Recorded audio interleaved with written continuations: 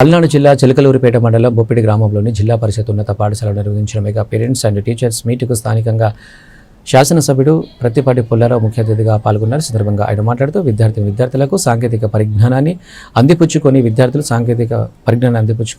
భవిష్యత్తులో ఎదగాలని కోరారు. సాంకేతిక పరిజ్ఞానాన్ని సమగ్రంగా ఉపయోగించుకోవాలని తెలిపారు. అలాగే విద్యార్థులను తీర్చిదిద్దడంలో ఉపాధ్యాయులతో పాటు తల్లిదండ్రులు కూడా కృషి చేయాలన్నారు.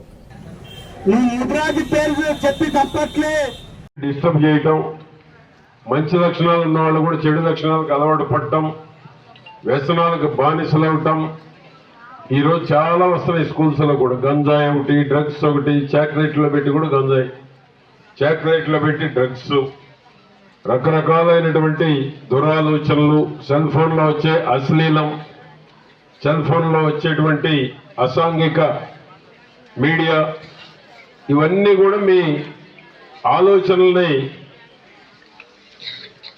చెడు మార్గంలో పయనించేటువంటి అవకాశాలు ఉన్నాయి. టెక్నాలజీ ఒక రకంగా మంచిదైతే ఒక రకంగా భవిష్యత్తుని డ్యామేజ్ చేసేటువంటి టెక్నాలజీ కూడా వచ్చింది. మంచి ఎంత ఉందో చెడు దానికి రెట్టింపు ఉంది. మంచిని ఉపయోగించాలి, చెడును వదిలేయాలి మనం. ఆ విధంగా మీకు టీచర్స్లో కూడా ఇంకొద్ది కమిట్మెంట్ పెరగాలి. మంచి ఇంగ్లీష్ మీకు 10th లోపల నేర్చుకుంటే చూడండి, ఇప్పుడు 2-3 తరగతుల్లో కాన్వెంట్లో పోయిన వాళ్ళకి మంచి ఇంగ్లీష్ వస్తూ ఉంది.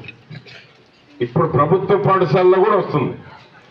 ప్రభుత్వ పాఠశాలల్లో కూడా ఇంగ్లీష్ని ప్రోత్సహిస్తున్నారు. ఇంగ్లీష్ బాగా వస్తుంది. 10th లోపల ఇంగ్లీష్ బాగా వచ్చినట్లయితేనే మీకు మంచి భవిష్యత్తు.